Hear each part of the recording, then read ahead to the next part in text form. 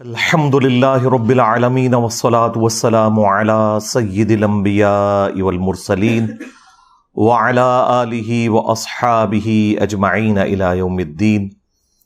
الحمدللہ آج 16 جولائی 2023 کو سنڈے کے دن ہمارا یہ پبلک سیشن نمبر 103 منعقد ہونے جا رہا ہے۔ آپ کے یہ ریئل ٹائم کوسچنس پرچیوں کی شکل میں میرے پاس آ چکے ہیں، انشاءاللہ انہیں ہم بعد میں ڈسکس کریں گے۔ پہلے ایک انٹرنیشنل افیئر کچھ عرصے سے آپ نے میڈیا میں اس کے حوالے سے کافی ساری خبریں سنی ہوں گی، لیکن میں نے جان بوجھ کے اسے نگلیکٹ کیا ہوا تھا۔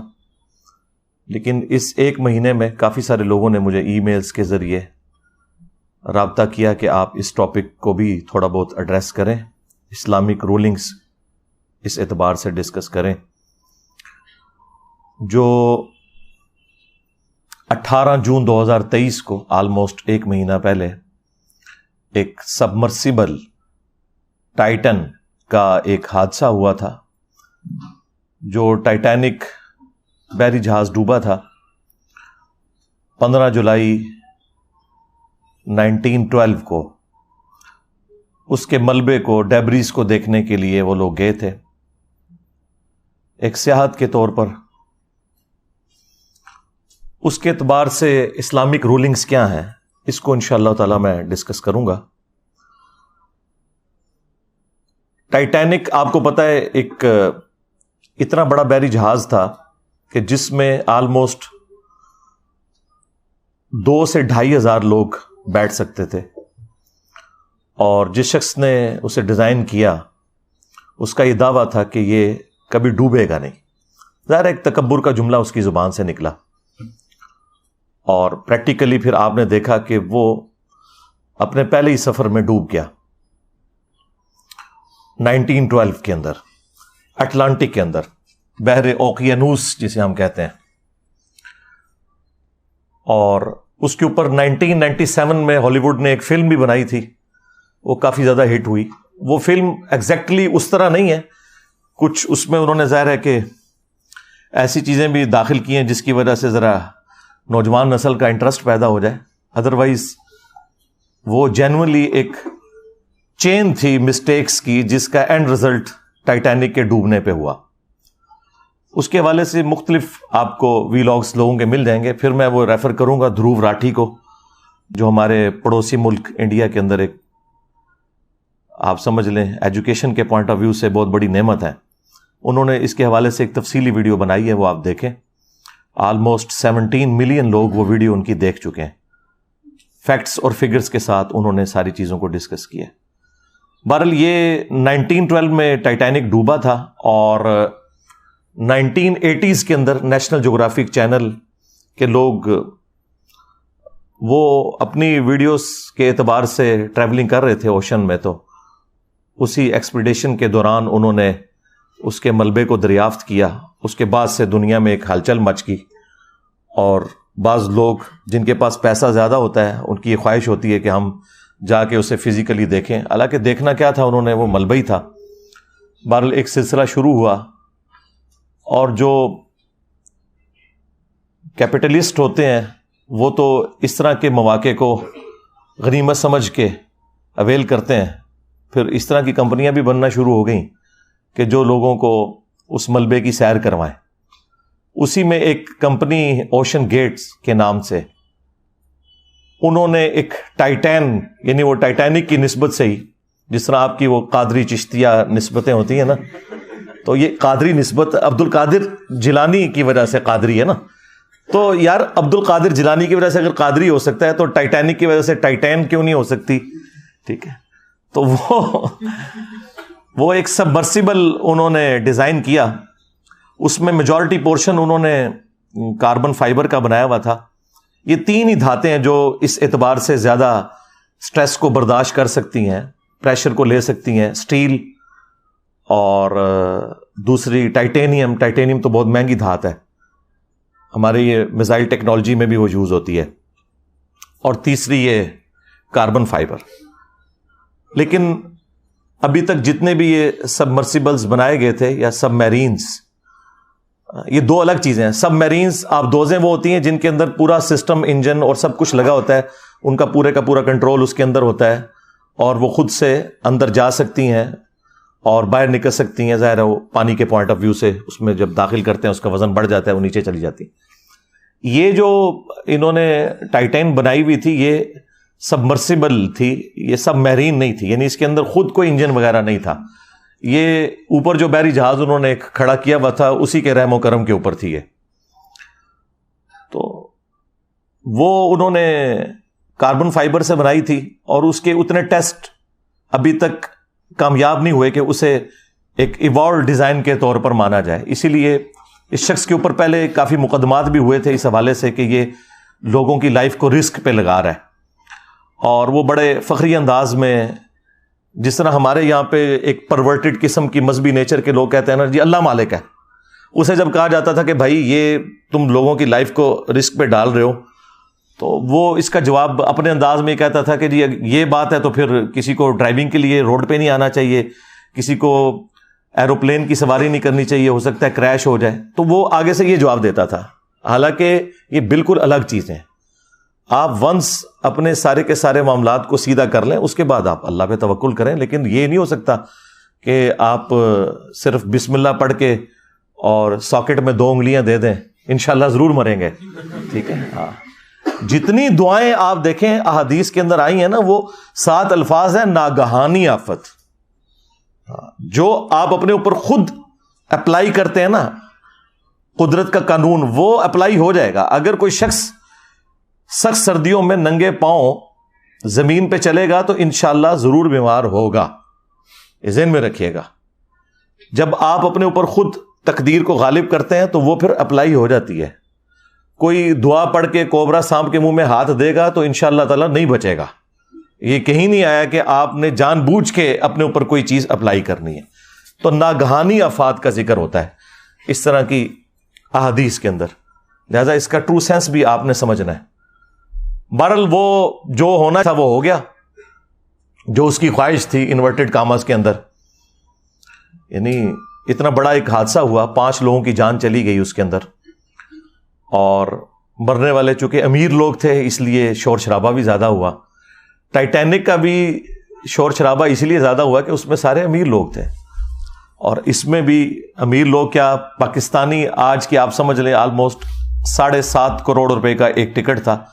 وہ 15 کروڑ میں 2 ٹکٹ خریدے تھے ہمارے وہ جو پاکستانی جو 2 تھے بلینرز, انہوں نے, تو وہ بھی اس میں شہید ہو گئے. بہرحال پیرلل میں اسی وقت آپ دیکھیں کہ یونان کے پاس ایک کشتی کو بھی حادثہ پیش آیا جس کے اندر آلموسٹ 700 لوگ سوار تھے اور 500 سے زیادہ اس میں بھی شہید ہوئے. لیکن اس کی خبر اس طریقے سے دنیا میں نہیں آئی کیونکہ وہ مرنے والے غریب لوگ تھے, تارکین وطن تھے. باقی وہ جو اللیگل طریقے سے جا رہے تھے وہ تو چیز غلط ہے, لیکن انسانی جان کی تو حرمت ہے نا.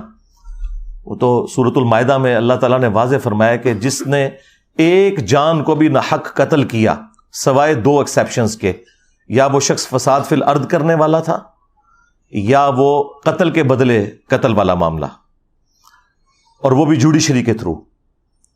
ان 2 استثناء کے سوا کسی نے اگر کسی ایک جان کو بھی قتل کیا تو گویا اس نے پوری انسانیت کا قتل کر دیا, اور جس نے ایک جان کو بچایا گویا اس نے پوری انسانیت کو بچا لیا.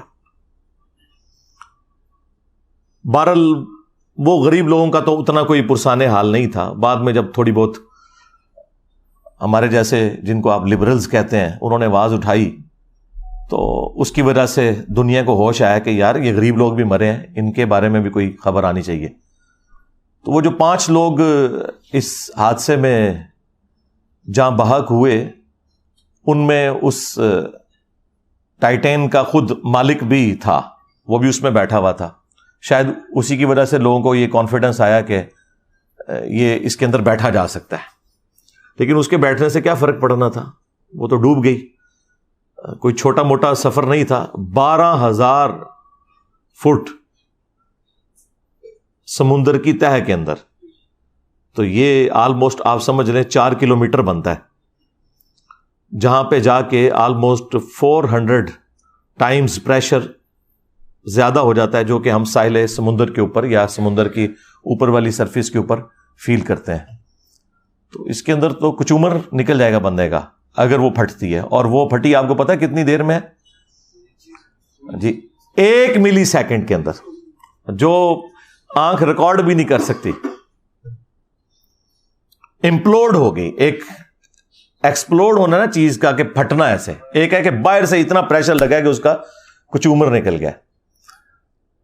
اور اس حادثے نے دنیا کو یہ سبق سکھایا کہ جو لوگ یعنی اسباب کو صحیح طریقے سے اڈاپٹ نہیں کرتے اور پھر اس قسم کے جب حادثات ہوتے ہیں تو اس کے بعد سب سے پہلے اپنے آپ کو ملامت کرنا چاہیے. ہاں, اگر آپ نے اسباب صحیح طریقے سے اڈاپٹ کیے اور پھر کوئی ایک حادثہ ہو جائے وہ ایک معاملہ الگ ہے. اس کے بارے میں تو واضح حدیث موجود ہے صحیح مسلم کے اندر, اے ابو ہریرہ جو چیز تجھے نفع دے اس کے لیے خوب کوشش کرنا, کاہلی نہ کرنا, سستی نہ کرنا, اور پھر اللہ سے مدد طلب کرنا. یہ نہیں ہے کہ آپ خالی پیپر کے اوپر دروشی پڑھ کے پھونک کے آ جائیں, انشاءاللہ فیل ہو جائیں گے. جو چیز تجھے نفع دے اس کے لیے کوشش کرنا, سستی نہ کرنا, کاہلی نہ کرنا, اور پھر اللہ سے مدد طلب کرنا. پھر بھی اگر رزلٹ تیرے خلاف آئے تو پھر کہنا جو اللہ کی مرضی. پھر آپ نے یہ کہنا جو اللہ کی مرضی, اور یہ نہ کہنا کہ اگر یہ ہو جاتا تو اگر وہ ہو جاتا, اگر مگر شیطان کا دروازہ کھول دیتا ہے. یعنی اس کا مطلب یہ نہیں کہ آپ اپنے اس کیجول کو ریوزٹ نہیں کر سکتے, وہ کریں آپ ضرور, لیکن ہوتا ہے نا بعض لوگ پیڑ ڈال کے بیٹھ جاتے ہیں کہ بس میری زندگی ختم ہی ہو گئی جی, بس میرے کو ہو گیا جی. یہ معاملہ نہیں ہونا چاہیے جو آپ بالکل ایک روگ لگا کے بیٹھ جاتے ہیں. کوشش پوری کریں, اپنی طرف سے محنت پٹ کریں, اور اس کے بعد معاملات اللہ کے اوپر چھوڑ دیں. بہرحال یہاں پہ وہ حادثہ ظاہر ایک تکلیف دہ چیز ہے, اور پاکستانیوں کے لیے اس اعتبار سے بھی تھا کہ پاکستانی بھی اس میں بیٹھے ہوئے تھے, اور اس کی وجہ سے ہماری خبروں کے اندر بھی وہ مسلسل چلتا رہا کہ جی اب اتنے گھنٹوں کی آکسیجن رہ گئی ہے اور اب یہ ہونے والا ہے اور وہ ہونے والا ہے. الٹیمیٹلی وہی خبر آئی کہ جو نہیں آنی چاہیے تھی, لیکن بہرحال ایک معاملہ ہو گیا, حادثہ ہوا. اب اس کے اوپر اسلامک رولنگز کیا ہیں؟ سب سے پہلے تو آپ یہ سمجھ لیں کہ یہ جتنا فزیکل فینومینا آف نیچر ہیں, قانون قدرت ہیں, یہ اللہ تعالیٰ کے بڑے محکم قوانین ہیں. اور اگر یہ قوانین اس طریقے سے نہ چل رہے ہوں تو کوئی بھی سائنٹیفک انوینشن پاسبل نہ ہو. اگر آگ 10 دفعہ جلانے کے اوپر صرف 5 دفعہ جلے اور 5 دفعہ نہ جلے, پروبیبلٹی اس کی 50% ہو, تو پھر آپ کوئی انجن ڈیزائن نہیں کر سکتے, نہ ڈیزل انجن نہ پیٹرول انجن. یہ بڑے محکم قوانین ہیں. البتہ اللہ تعالیٰ ان قوانین کا کوئی پابند نہیں ہے, اس سے یہ باہر نہیں ہے. اسی لیے پوری انسانی تاریخ میں اکا دکا مرتبہ اللہ تعالیٰ نے اپنے قانون قدرت صرف پروفٹس کے لیے توڑے, اور اس کی وجہ یہ تھی کہ اللہ تعالیٰ نے ان کی نبوت کو منوانا تھا. لہذا ان چیزوں کو ایز اے رول نہیں آپ پیش کر سکتے. کوئی شخص یہ نہیں کہہ سکتا کہ میں بھی عیسیٰ ابن مریم کی طرح اولاد چاہتا ہوں اور میں نے شادی نہیں کرنی. تو وہ سیدہ مریم کے لیے خصوصیت تھی, اسے اسلام نے کبھی رول بنا کے پیش نہیں کیا. چونکہ یہ گاڈ کے قوانین ہے تو گاڈ اپنے قوانین توڑ سکتا ہے, لیکن رول کے طور پہ یہ نہیں ہے. وہ ابراہیم علیہ السلام کے لیے ایک ہی دفعہ آگ ٹھنڈی ہوئی ہے, موسیٰ علیہ السلام کے لیے سمندر میں راستہ ایک ہی دفعہ بنا ہے. اس کے بعد تو مطلب یہ معاملات نہیں ہوئے ہیں, لوگ شہید ہی ہوئے ہیں. رومن امپائرز کی بیٹل فیلڈز کے اندر کئی صحابہ اکرام ہیں جنہیں تیل کے کڑاؤں میں زندہ جلایا گیا ہے, روسٹ ہو گئے ہیں, نہیں بچے. کتنے ہیں جو سمندر میں ڈوب کے غرق ہو گئے, نہیں بچے. تو یہ معاملات جنرل رول نہیں ہے. جنرل رول اللہ تعالیٰ کے جو ہے وہی فزیکل فینومینا آف نیچر ہے, اور وہ اسی طریقے سے چلتے ہیں, اور ان کے اوپر کسی کا زور نہیں ہے. وہ آپ نے تمام اسباب اڈاپٹ کرنے ہیں. دیکھیں اللہ تعالیٰ ان تمام چیزوں کو اپنی طرف منسوب کرتا ہے. وَلَهُ الْجَوَارِ الْمُنْشَآتُ فِي الْبَحْرِ كَالْأَعْلَامِ, اور اسی کے ہیں جہاز جو سمندروں میں تیر رہے ہیں پہاڑوں کی مانند. وہ اس وقت بڑے بڑے بادبان والے جہاز ہوا کرتے تھے, تو اللہ نے فرمایا یہ میرے ہیں جو کہ یہ تیر رہے ہیں, اور یہ اللہ کے حکم سے تیر رہے ہیں. یہ سارے کے سارے معاملات اللہ تعالیٰ اپنی طرف اس لیے منسوب کرتا ہے کہ فزیکل فینومینا آف نیچر جو ہے، جو قدرت کے قوانین ہیں، یہ اللہ تعالیٰ نے محکم بنایا ہے. اگر یہ چیزیں نہ ہوں تو کوئی بھی چیز پاسبل نہ ہو. وہ ہمارے ایک فزکس کے پروفیسر ہیں ہود بھائی، وہ کہتے ہیں میں جہاز میں بیٹھا ہوا تو ایک بندے سے میں نے پوچھا یہ جہاز کون اڑا رہا ہے، تو اس نے کہا اللہ اڑا رہا ہے. تو وہ کہنے لگے کہ دیکھیں لوگ ہر چیز کو اس طرح منسوب کرتے ہیں، تو ایک پورشن تو اس کا درست ہے، اللہ ہی اڑا رہا ہے. آج بوئنسی ختم ہو جائے تو یہ ہوائی جہاز نہیں اڑ سکتے. ایئر پاکٹس، میں نے خود سفر کیا ہے، بعض اوقات ایئر فلائٹ کے دوران ایئر پاکٹس آتی ہیں اور سینکڑوں فٹ اچانک جہاز نیچے آ جاتا ہے کیونکہ نیچے ہوائی غائب ہوئی ہوتی ہے وہاں پہ. تو یہ فورس آف بوئنسی اللہ تعالیٰ نے رکھی ہے. سائنس جو ڈیل کرتی ہے نا وہ فزیکل فینومینا آف نیچر سے کرتی ہے. ہاں، اور یہ سائنس کی عاجزی ہے کہ وہ اس سے پیچھے نہیں جاتی. وہ آپ کو یہ بتائے گی کہ یہ جو زلزلہ آتا ہے یہ ٹیکٹونک پلیٹس کی ڈسٹربنس کی وجہ سے آتا ہے. اب ان سے یہ پوچھیں کہ یہ ایسا کیوں ہوتا ہے اور کس وقت میں ہوتا ہے، وہ کہتے ہیں it is physical phenomena of nature. اسی کے اندر تو قیامت مضمر ہے، یہ کون ڈیسائیڈ کرتا ہے؟ تو ہر فزیکل فینومینا کے پیچھے الٹیمیٹ ریزن گاڈ ہے. God is the only explanation of all the physical phenomena in this universe. ہم تو صرف ڈسکوریز کرتے ہیں. نیوٹن نے ڈسکوری کی ہے کہ گریویٹیشنل فورس ہے جو کہ کوئی بھی دو میٹیریل باڈیز ہیں وہ آپس میں ایک دوسرے کو اس فورس کی وجہ سے کھینچ رہی ہیں، جو ڈائریکٹلی پروپورشنل ہے ان کے ماسز کے اور انورسلی پروپورشنل ہے ان کے درمیان جو ڈسٹنس ہے اس کے اسکوائر کے. لیکن یہ اس نے دریافت کیا. اس رول نے ان میٹیریل باڈیز کو پیدا نہیں کیا. ہم نے یہ دریافت کیا ہے کہ ود رسپیکٹ ٹو زمین سورج مشرق سے طلوع ہو کر مغرب میں غروب ہوتا ہے. ویسے تو وہ طلوع اور غروب نہیں ہوتا، لیکن یہ ود رسپیکٹ ٹو ارتھ ہے ایک کامن آبزرویشن کے اندر. لیکن اس رول نے سن کو پیدا نہیں کیا. اسی طریقے سے انڈے میں سے چوزا نکلنا یہ ہماری آبزرویشن ہے. اس آبزرویشن کو ہم جتنا بھی ڈیپ ڈگ کریں الٹیمیٹلی ہم کہتے ہیں فزیکل فینومینا آف نیچر ہے، ایسا ہی ہوا کرتا ہے. تو یہ جہازوں کو اللہ نے اپنی طرف منسوب کیا ہے. اگر فورس آف بوئنسی نہ ہو فلوئڈ کے اندر تو کوئی بھی چیز تیر نہیں سکتی، نہ ہوا کے اندر اور نہ سمندروں کے اندر. آپ کو پتا ہے یہ ارشمیدس جو تھا، ارکمیڈس، ہم اردو میں ارشمیدس کہتے ہیں، یہ 300 قبل مسیح اس نے یہ دریافت کی تھی فورس آف بوئنسی. اس وقت وہ ٹب میں نہا رہا تھا اور جب اس طرف اس کا دماغ گیا، نہ تو لوگ صدیوں سے رہے تھے، بس جس کے اوپر اللہ تعالیٰ قدرت کے قوانین کھول دے، تو وہ اتنا خوش ہوا کہ وہ بغیر کپڑوں کے ہی اٹھ کے باہر نکلا کہ میں نے پا لیا، میں نے پا لیا. کیا پا لیا؟ اس رول کو اس نے سمجھ لیا کہ یہ جو فورس اوپر کی طرف لگتی ہے اس کی کیلکولیشن کیسے ہوگی فورس آف بوئنسی کی، اور اس کے اوپر ہی آج سارے کے سارے معاملات چل رہے ہیں. ایک سوئی سمندر میں ڈوب جاتی ہے لیکن لاکھوں ٹن وزنی جہاز نہیں ڈوبتا. کیوں؟ کہ وہ فورس آف بوئنسی کا جو قانون ہے اس کو مد نظر رکھتے ہوئے بنایا جاتا ہے. فورس آف بوئنسی یہ ہے کہ جب بھی کوئی فلوٹنگ آبجیکٹ سمندر یا پانی میں رکھا جائے تو جب وہ پانی کے اندر ڈوبنے لگتا ہے، یہ پانی کے اوپر رکھا جاتا ہے تو وہ پانی کو ڈسپلیس کرتا ہے. وہ جتنا پانی ڈسپلیس کرتا ہے، آپ دیکھتے ہیں بحری جہاز بھی کچھ ڈوبا ہوا ہوتا ہے کچھ باہر نکلا ہوتا ہے، وہ جتنا پانی ڈسپلیس کرتا ہے نا، اس پانی کا جتنا وزن ہے نا، اس وزن کے برابر فورس اوپر کی طرف لگتی ہے. اسے فورس آف بوئنسی کہتے ہیں. اگر وہ فورس اس جہاز کے وزن کے برابر ہو پھر تو وہ جہاز تیر سکتا ہے، یا زیادہ ہو تب تو تیر سکتا ہے. لیکن اگر جہاز کا وزن اس سے زیادہ ہو جائے پھر جہاز ڈوب جائے گا. تو بحری جہاز یہ آپ کو دیکھنے میں اسٹیل کی سٹرکچر نظر آ رہی ہے لیکن اندر سے ہالو بنائے جاتے ہیں تاکہ جو اتنا بڑا سرفیس ایریا ہے اس کے اندر اس کا وزن کم ہو، اس کی ڈینسٹی کو کم کرنے کے لیے. وہ سارے کا سارا نہیں لوہے کا بنا ہوا ہوتا، اندر ساری ہوا ہے، صرف ایک چادر ہی ہے یا اندر ایک اسٹیل سٹرکچر ہے تھوڑے تھوڑے فاصلے کے اوپر ٹرسز کی فارم کے اندر. تو اسی لیے ہوائی جہاز ہوا میں اڑتے ہیں کہ وہ فورس آف بوئنسی کو اوور کم کر لیتے ہیں اور وہاں وہ آپ چیز اپلائی کرتے ہیں جیٹ انجن کے ذریعے.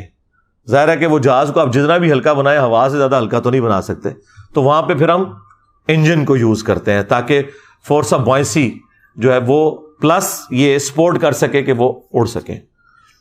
اور یہاں پر جو بحری جہاز ہے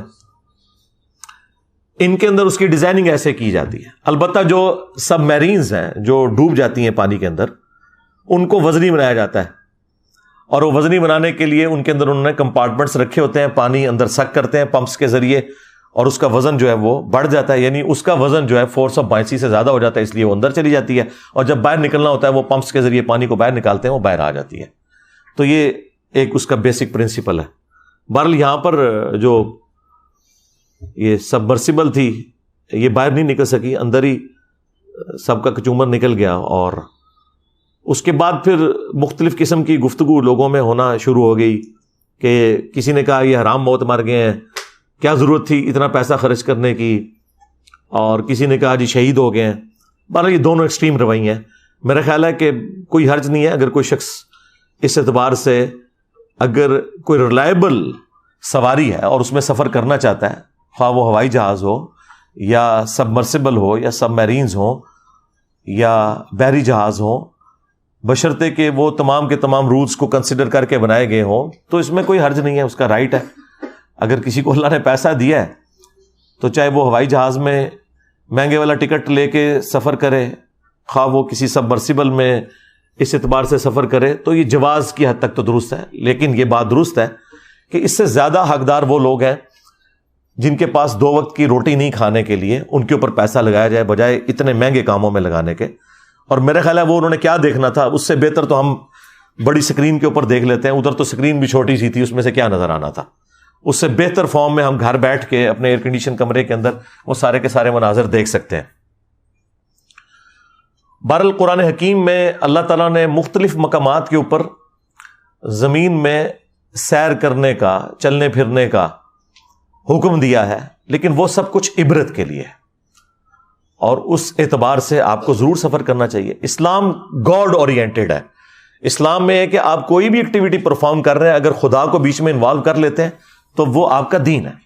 اس اعتبار سے سورۃ الحج میں 2 آیات ہیں، آیت نمبر 45 اور 46۔ اعوذ باللہ من الشیطان الرجیم، بسم اللہ الرحمن الرحیم۔ فَكَأَيٍّ مِّن قَرْيَةٍ أَهْلَكْنَاهَا، اور کتنی ہی بستیاں ایسی ہیں جن کو ہم نے ہلاک کر دیا، وَهِيَ ظَالِمَةٌ فَهِيَ خَاوِيَةٌ عَلَىٰ عُرُوشِهَا، جو کہ ظالم تھیں، نافرمان تھیں، اور آج وہ الٹی پڑی ہوئی ہیں، کھنڈرات کی شکل میں دیکھی جا سکتی ہیں۔ وَبِئْرٍ مُّعَطَّلَةٍ، اور کتنے ہی کنویں ہیں جو کہ خشک ہو چکے ہوئے ہیں۔ وَقَصْرٍ مَّشِيدٍ، اور کتنے ہی قلعے ہیں جو کہ ویران ہو چکے ہیں۔ آپ نے یہ دونوں چیزیں اگر پریکٹیکلی دیکھنی ہے تو یہ قلعہ روتاس جہلم میں موجود ہے، اس کے اندر آپ کو بڑے بڑے کنویں بھی نظر آئیں گے۔ ایک بہت بڑا کنواں ہے جہاں سیڑھیوں سے ہاتھی اتر کے پانی پیا کرتے تھے، اور باقی اس کے کھنڈرات بھی آپ کو قلعے کے نظر آ رہے ہیں۔ تو اللہ تعالیٰ فرما رہا ہے کہ یہ تمام چیزیں جو ہے یہ اللہ تعالیٰ کی اس اعتبار سے نشانیاں ہیں۔ افلم یسیروا فی الارض، تو کیا انہوں نے زمین میں سیر کر کے گھوم پھر کے نہیں دیکھا؟ فتکون لہم قلوب یعقلون بہا، تو کیوں نہ ایسا ہوا کہ ان کے دل ہوتے جس سے یہ سوچتے۔ اب انسٹرومنٹ آف انٹلیکٹ ہارٹ ہے یا برین، اس کے اوپر بھی میری ویڈیو ریکارڈ ہے، دونوں ہیں، اور جو اس وقت لیٹسٹ اس اعتبار سے ڈسکوریز ہوئی ہیں میں نے ساری ڈسکس کی ہیں، گوروں کی ویڈیوز لگائی ہوئی ہیں اس میں، تو دونوں ہیں۔ وَآذَانٌ يَسْمَعُونَ بِهَا، یا ان کے کان ہوتے جس سے یہ سنتے۔ فَإِنَّهَا لَا تَعْمَى الْأَبْصَارُ، تو بے شک آنکھیں اندھی نہیں ہوتی، وَلَٰكِن تَعْمَى الْقُلُوبُ الَّتِي فِي الصُّدُورِ، بلکہ دل اندھے ہو جاتے ہیں جو سینوں میں ہے، اور دل سے مراد عقل، وہ سینے میں بھی ہو سکتی ہے، وہ دماغ میں بھی ہو سکتی ہے، دونوں چیزیں درست ہیں۔ تو اللہ تعالیٰ فرما رہا ہے کہ یہ عبرت حاصل کرو کہ موت کی تلوار تمہارے اوپر لٹک رہی ہے۔ اس اعتبار سے ٹائٹینک کا ملبہ، ڈیبریز دیکھنا، وہ بھی اسی کیٹیگری میں فال کرتا ہے کہ اتنی وجاہت کے ساتھ لوگ نکلے تھے اور موت کا شکار ہوئے۔ اس سے آپ عبرت حاصل کریں، انہیں کوئی برا نہیں کہنا، لیکن اس میں احتیاط کا پہلو اپنی جگہ ہونا چاہیے. وہ قرآن میں واضح یونیورسل ٹروتھ آیا ہے، وَلَا تُلْقُوا بِأَيْدِيكُمْ إِلَى التَّهْلُكَةِ، اپنے ہاتھوں سے اپنے آپ کو ہلاک مت کرو. کوئی بھی کام جو آپ کو موت کی طرف لے جائے بے احتیاطی والا، وہ اسلام نے حرام کیا ہے. اسی کے تحت میں نے کہا کہ سگریٹ پینا حرام ہے، کیونکہ یہ سلو پوائزننگ ہے. جو شخص بلڈ پریشر کا مریض ہو چکا ہے اور وہ جان بوجھ کے زیادہ نمک استعمال کرتا ہے تو وہ سلو پوائزننگ کر رہا ہے، اس کے لیے حرام ہے یہ، کیونکہ صحت کی بھی تو آپ نے حفاظت کرنی ہے. وَلَا تُلْقُوا بِأَيْدِيكُمْ إِلَى التَّهْلُكَةِ، اپنے ہاتھوں سے اپنے آپ کو ہلاکت میں مت ڈالو. ہر وہ کام جو بے احتیاطی کے اوپر مبنی ہے، ایک شوگر کے مریض کے لیے زیادہ چینی کا استعمال، ایک بلڈ پریشر کے مریض کے لیے زیادہ نمک کا استعمال، یہ تمام کی تمام چیزیں ہیں جو آپ کو موت کی طرف لے کے جاتی ہیں. اور زندگی ایک نعمت ہے، اس سے بڑی کوئی نعمت نہیں ہے، اس کی قدر کرنی ہے. تو یہ اس حوالے سے اسلام کا واضح رول ہے کہ آپ نے احتیاط کا دامن نہیں چھوڑنا. صحیح بخاری اور صحیح مسلم دونوں کے اندر حدیث موجود ہے کہ اللہ کے محبوب صلی اللہ علیہ وآلہ وسلم نے فرمایا کہ برتن رات کو ڈھانپ دیا کرو، کیونکہ برتنوں کے اندر کوئی چیز بھی داخل ہو سکتی ہے، کوئی زہریلی چیز، کتنی ڈیتھس ہوتی ہیں. اور چراغ بجھا دیا کرو رات کو سونے سے پہلے. آگ انسان کی دشمن ہے. بعض اوقات چوہا اس بتی کو لے جاتا ہے اور سارے گھر والے جل جاتے ہیں. یہ نبی الاسلام نے فرمایا، کیونکہ بخاری مسلم میں آتا ہے کہ رسول اللہ صلی اللہ علیہ وآلہ وسلم کے مبارک زمانے کے اندر ایک گھر تھا جس میں رات کو دیا جل رہا تھا اور وہ دیا بجھانا بھول گئے. اس کی وجہ سے وہ چوہا جو ہے جب وہ اس دیے کی بتی کو لے کے بھاگا تو جہاں جہاں سے وہ گزرا وہ آگ لگ گئی اور وہ جل کے راکھ ہو گئے. تو نبی الاسلام فرمایا رات کو آگ بجھایا کرو. آج کے اعتبار سے آپ نے رات کو جو اکثر سنتے ہیں، خصوصاً ہمارے پنڈی اسلام آباد میں تو یہ ہر سال واقعہ ہوتا رہتا ہے کہ رات کو ہیٹر بند کرنا بھول گئے. آٹومیٹک ہیٹرز جو ہیں وہ تو تھوڑے مہنگے آتے ہیں، وہ ہر بندہ افورڈ نہیں کر سکتا. تو جب لوڈ شیڈنگ ہوتی ہے تو وہ بند ہوتا ہے، اور جب پھر گیس آتی ہے تو کتنے لوگ اس میں مارے جاتے ہیں. ابھی تو یہ بڑی نیکی کرتے ہیں ہمارے سوئی ناردرن اور ساؤدرن کے لوگ کہ اس کے اندر سلفر مکس کی ہوئی ہوتی ہے. ادروائز آپ کو پتہ ہے یہ جو زمین سے گیس نکلتی ہے اس کی اسمیل نہیں ہوتی، اس کے اندر خود اسمیل ڈالی جاتی ہے تاکہ کہیں پہ لیکیج ہو تو آپ کو پتہ چل جائے. بہرحال نبی الاسلام کے زمانے میں وہ چوہا بتی اس لیے لے گیا تھا کہ اس وقت جو دیے تھے وہ کھانے والے تیل میں بنائے جاتے تھے. اس زمانے میں مٹی کا تیل دریافت نہیں ہوا تھا. مٹی کا تیل اگر چوہا پی لے تو مر جائے گا. ہاں، کئی لوگوں کو جن کو جوئیں پڑی ہوتی ہیں تھوڑا سا وہ مٹی کا تیل لگائیں، یا کسی کے وہ دانت میں ایشوز ہوتے ہیں تو وہ لگاتے ہیں، تو وہ تو ایک زبردست اس اعتبار سے کیورنگ چیز بھی ہے. تو وہ اس زمانے میں مٹی کا تیل نہیں، وہ کھانے کا تیل ہوتا تھا. امیر لوگ زیتون کا تیل استعمال کرتے تھے، عام غریب لوگ جو ہیں دوسرا گھر میں کوئی گھی جو نکالا جاتا ہے اس کو یوز کرتے تھے. تو وہ ظاہر ہے کہ وہ ایک مرغوب غذا ہے چوہے کی، تو وہ اس کو کھانے کے چکر میں آتا تھا، اور وہ تو پھر جل رہا ہے اور پھر جہاں جہاں سے گزرے گا آگ لگے گی.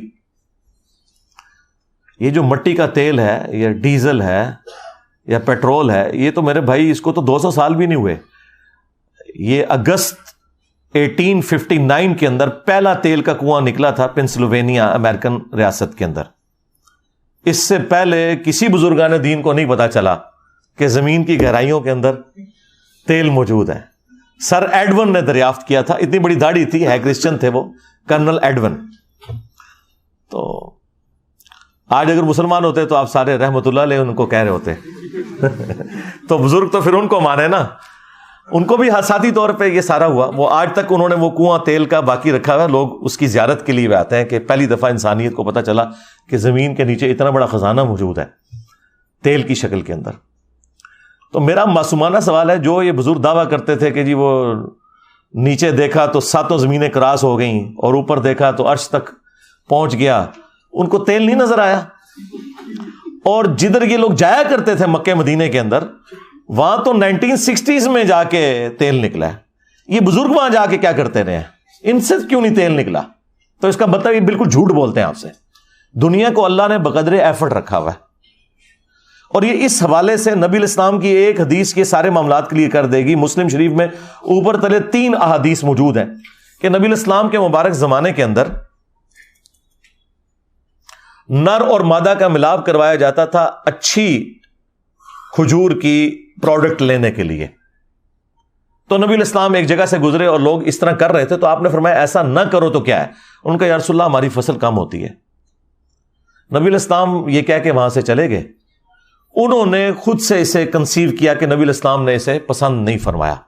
انہوں نے اس سال وہ معاملہ نہیں کیا اور ان کی فصل کم ہوگی, اور شکایت لے کے نبی علیہ السلام کے پاس آ گئے, کیونکہ اس زمانے میں 295C نہیں تھی.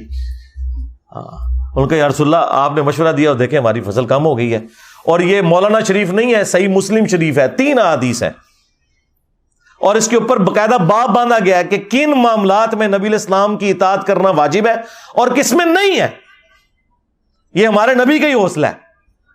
یہاں تو جاہل لوگ ہیں, انہیں مسئلہ نہ بھی پتا ہو تو کوئی نہ کوئی جھوٹ سچ مکس کر کے بتا دیتے ہیں. نبی علیہ السلام کے پاس جب شکایت آئی تو آپ نے فرمایا میں نے تو منع تو نہیں کیا تھا. ان کا یا رسول اللہ ہم نے تو یہی سمجھا. تو آپ علیہ السلام نے فرمایا کہ اگر میں دین کے حوالے سے تمہیں کوئی مشورہ دوں اللہ کے ریفرنس سے, وہ لے لیا کرو. البتہ تمہارے دنیاوی امور کے اندر اگر میں کوئی مشورہ دوں تو وَأَنْتُمْ أَعْلَمُ بِأَمْرِ دُنْيَاكُمْ, تم دنیا کے کاموں کو مجھ سے بہتر سمجھتے ہو. ظاہر نبی علیہ السلام کا تو ایکسپیرینس نہیں تھا کھجور کی فصل کے اعتبار سے, آپ کا ایکسپیرینس تھا بھیڑ بکریاں چرانے کے اعتبار سے, تجارت کے اعتبار سے. اور نبی علیہ السلام نے کوئی اس میں شرمندگی محسوس نہیں کی کہ تم دنیا کے کاموں کو مجھ سے بہتر سمجھتے ہو. اگر میں دینی معاملے میں کوئی مشورہ دوں وہ لے لو, دنیا میں کوئی مشورہ دوں تو تم بہتر سمجھتے ہو, اگر وہ مشورہ درست ہو تو لے لو, ادروائز وہ میری رائے ہے. ٹھیک ہے. آج لوگ اعتراض کرتے ہیں کہ جی نبی علیہ السلام نے ایٹم بم بنانے کا طریقہ کیوں نہیں آپ کو بتایا؟ اس لیے کہ نبی علیہ السلام ہمارے ہدایت کے امام تھے, انہیں اللہ تعالیٰ نے اس فیلڈ کے لیے نہیں بھیجا ہوا تھا. قرآن بھی کوئی سائنس کی کتاب نہیں ہے, سائنس کی کتاب ہے. فزیکل فینومینا آف نیچر جو ایک کامن آبزرویشن کے اندر ہے, باقی اتنی ڈیٹیلز تو بتانے کی ضرورت نہیں ہے, وہ انسانیت نے وقت کے ساتھ خود لرن کرنی ہے. جب اللہ نے آپ کو برین دے دیا ہے تو کریٹر آف برین جو ہے اس نے اتنی بڑی دولت آپ کو دے دی ہے کہ اس کے بعد کوئی اور ذریعہ نہیں ہے جس کو آپ کہیں کہ یہ سب سے بڑا ذریعہ ہو سکتا ہے خدا تک پہنچنے کا. دماغ بہت بڑا ذریعہ. اللہ نے انسان کو وقت کے ساتھ یہ ایوولوشن کرائی ہے, ترقی کروائی ہے. بہرحال نبی علیہ السلام نے کہا کہ میں اگر دنیا کے اعتبار سے کوئی مشورہ دوں تو تم بہتر سمجھتے ہو اپنے کاموں کو. تو یہاں پہ نبی صلی اللہ علیہ وآلہ وسلم نے یہ مشورہ دیا کہ رات کو دیے بجھا دیا کرو. اسی طریقے سے ابو داؤد میں ایک حدیث ہے کہ جو شخص ایسی چھت پر سوئے کہ جس کی منڈیر نہ ہو تو اس کا ذمہ پھر اٹھ گیا, یعنی پھر وہ اس کی ذمہ داری اپنے اوپر ہے. اگر وہ نیند میں چلتے ہوئے یا غلطی سے نیچے گر جاتا ہے, مر جاتا ہے, تو کوئی لینا دینا نہیں, اس نے جان بوجھ کے لیے اپنے لیے ایک موت کا گڑھا کھودا ہے. آپ کو پتا ہے آج سے تقریباً 10-12 سال پہلے مفتی اعظم سعودیہ نے باقاعدہ فتویٰ دیا تھا کہ جو شخص اوور سپیڈنگ کی وجہ سے مر جائے تو گورنمنٹ نے کوئی اس کی بلڈ منی نہیں ادا کرنی, کیونکہ اس نے خودکشی کی ہے.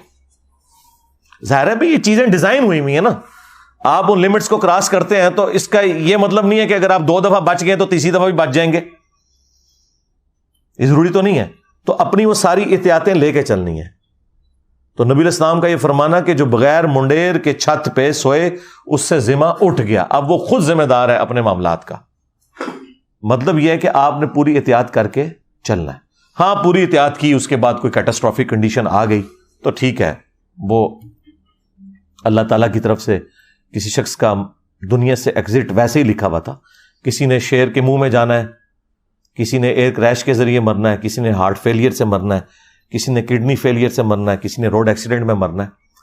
تو بہرحال اس طرح جو لوگ مر جاتے ہیں حادثاتی طور پر اسلام کی روح سے تو وہ شہداء ہیں. بخاری اور مسلم دونوں میں حدیث موجود ہے کہ نبی صلی اللہ علیہ وآلہ وسلم نے فرمایا 5 قسم کے لوگ شہید ہیں. نمبر 1 طاعون کے مرض میں, یعنی کوئی بھی یہ جو وبائی امراض ہیں ان میں اس وقت ایک سمبل کے طور پر طاعون تھا. نمبر 2 پیٹ درد سے کوئی مر جائے. نمبر 3 پانی میں ڈوب کے مر جائے. نمبر 4 کسی دیوار کے نیچے دب کے مر جائے, یعنی زلزلے میں جس طرح لوگ مر جاتے ہیں. اور نمبر 5 جو اللہ کی راہ میں لڑتا ہوا مارا جائے. یہ سب کے سب لوگ اللہ کے حضور شہید ہیں. اور ابو داؤد اور سنن نسائی میں ایک اور حدیث موجود ہے. اس میں نبی علیہ السلام نے فرمایا جو آگ میں جل کے مر جائے وہ بھی شہید ہے، جو جسم کے اندر کسی پھوڑے کے نکلنے پر مر جائے جس طرح کینسر وغیرہ وہ بھی شہید ہے، اور جو عورت پریگنینسی کے دوران یا ڈلیوری کے دوران فوت ہو جاتی ہے وہ بھی اللہ کے حضور شہید لکھی جائے گی۔ تو اس اعتبار سے ایک شہید والا معاملہ ہے، وہ اپنی جگہ ہے، لیکن جان بوجھ کے ایسے معاملات کرنا، اپنے آپ کو ہلاکت میں ڈالنا کہ وہ خودکشی کے زمرے میں آ جائے، تو وہ تو بڑا ایک سخت معاملہ ہے اسلام میں۔ بخاری مسلم میں حدیث موجود ہے، نبی علیہ السلام نے فرمایا کہ جو شخص جان بوجھ کے خودکشی کرتا ہے، سوئیسائڈ کرتا ہے، کوئی شخص، پھر نبی علیہ السلام نے اسے ایکسپلین کیا، کوئی شخص تیز دھار کا آلہ اپنے پیٹ میں مارے یا زہر پی لے یا اپنے آپ کو بلندی سے گرا لے، تو جس طریقے سے وہ اپنے آپ کو موت کا شکار کرے گا، جہنم میں یہی عذاب اس کے اوپر مسلط کیا جائے گا، وہ بار بار اپنے آپ کو اسی طریقے سے تکلیف دیتا رہے گا، والعیاذ باللہ تعالی۔ حتیٰ کہ صحیح مسلم میں آیا کہ ایک خودکشی والے کا جنازہ لایا گیا تو نبی علیہ السلام نے کہا کہ میں اس کا جنازہ نہیں پڑھوں گا۔ آپ صلی اللہ علیہ وآلہ وسلم خودکشی والے کا جنازہ نہیں پڑھتے تھے، لیکن چونکہ مسلمان ہے تو جنازہ ہوگا، وہ کافر نہیں ہے، لیکن جو ڈومیننٹ پرسنالٹیز ہیں انہیں پروٹیسٹ کے طور پر ایسے لوگوں کا جنازہ نہیں پڑھنا چاہیے تاکہ ڈسکریج ہو وہ سارا کا سارا معاملہ۔ ہمارے جیلم شہر میں آج سے آلموسٹ 14 سال پہلے میرے ایک اسٹوڈنٹ تھے، آلموسٹ 15-16 سال اس کی عمر تھی، اس نے حفظ کیا ہوا تھا، دعوت اسلامی کے وہ مدرسے میں پڑھتا تھا، تو نیا نیا میرے درس میں آنا شروع ہوا، پھر اس کے ساتھ کوئی ایسے معاملات ہوئے تو اس نے وہ تیزاب پی کے نا وہ خودکشی کر لی۔ جیلم کی تاریخ کا سب سے بڑا جنازہ ہوا تھا، لیکن میں نے جنازہ نہیں پڑھا، حالانکہ وہ اسٹوڈنٹ تھا۔ میں نے کہا میں نے نہیں جانا، اس کی وجہ یہ ہے کہ اس سے تو یہ چیز پھر پروموٹ ہوگی۔ خودکشی والے کا جنازہ نبی صلی اللہ علیہ وآلہ وسلم نے نہیں پڑھا، البتہ صحابہ کرام نے ضرور پڑھا، ظاہر مسلمان ہے، اسے دفنانا ہے، اور اگر اللہ چاہے تو اس کی مغفرت بھی کرے۔ وہ مسلم شریف میں ایک حدیث موجود ہے، ایک صحابی تھے سابقون الاولون میں سے، ہجرت مدینہ انہوں نے کی ہوئی تھی، تو انہیں کوئی بیماری ایسی لگ گئی کہ انہوں نے پھر خودکشی کر لی، اپنی ہاتھ کی رگیں کاٹ لیں۔ اسی دوران وہ جب مر گئے تو کچھ عرصے بعد ایک دوسرے صحابی تھے، انہوں نے انہیں خواب میں دیکھا، اور خواب میں دیکھا کہ ان کی حالت تو ٹھیک ہے لیکن وہ ہاتھ انہوں نے کپڑے سے باندھا ہوا ہے اور چھپایا ہوا ہے۔ تو وہ کہتے ہیں میں نے اسے پوچھا تمہارے ساتھ کیا معاملہ ہوا؟ انہوں نے کہا اللہ نے مجھے بخش دیا ہجرت کی وجہ سے، نبی الاسلام کے ساتھی ہونے کی وجہ سے، البتہ یہ میرا ہاتھ جو ہے نا یہ اللہ نے ٹھیک نہیں کیا، کیونکہ اللہ نے فرمایا یہ تم نے خود خراب کیا تھا۔ تو یعنی بخشنے کے باوجود یہ معاملہ چل رہا ہے۔ پھر نبی الاسلام نے ان کے لیے دعا کی کہ اے اللہ اس کے ہاتھ کو بھی درست کرتے، تو حضور کی دعا کا چلے کوئی حصہ مل گیا۔ ادروائز اس سے یہ بھی پتہ چلا کہ نبی الاسلام نے خودکشی والے کے لیے دعا کی ہے مغفرت کی، اس میں کوئی حرج نہیں ہے، دعا کی جا سکتی ہے، لیکن یہ عمل ایسا ہے کہ اسے ڈسکریج کرنا چاہیے، اس کو پروموٹ نہیں کرنا چاہیے، اور جو کوئی اس قسم کی ایکٹیویٹیز پرفارم کرتے ہیں ان کی ان ایکٹیویٹیز کو اس اعتبار سے ڈسکریج کرنا چاہیے تاکہ مستقبل میں کوئی اور اس طرح کی ایکٹیویٹی پرفارم نہ کرے خودکشی کرنے والی۔ میں نے ہر اینگل سے اسے اس حوالے سے ڈسکس کیا تاکہ جو ایکسٹریم رویے ہیں وہ اپنی جگہ سیٹل ہو جائیں۔ بعض لوگ جو ہیں وہ اسی شہادت کی کیٹیگری میں فال کروا رہے ہیں کہ جی پانی میں ڈوب کے مر گئے ہیں، اور بعض لوگ کہہ رہے ہیں نہیں انہوں نے خودکشی کر لی ہے، انہوں نے جان بوجھ کے ایسا معاملہ کیا ہے۔ بعض لوگ کہہ رہے ہیں کہ جی وہ فضول خرچی والا ایک ایلیمنٹ بیچ میں آ گیا۔ یہ ساری چیزیں اپنی جگہ درست ہیں، لیکن اگر کسی شخص کے پاس حلال کا مال ہے اور وہ اپنے اوپر خرچ کرنا چاہتا ہے تو اس کے اوپر کوئی ممانعت نہیں ہے۔ البتہ ایسا نہیں ہونا چاہیے کہ کوئی ایسا راستہ اڈاپٹ کرے کہ اس کی وجہ سے وہ موت کے منہ میں چلا جائے جان بوجھ کے۔ ہاں اگر احتیاط پوری کی ہوئی ہے تو ٹھیک ہے، کوئی حرج نہیں، اس کے بعد اگر کوئی شخص اس طرح کے حادثے کا شکار ہوتا ہے تو کوئی ایسا معاملہ نہیں ہے، لیکن اپنی طرف سے احتیاط پوری ہونی چاہیے۔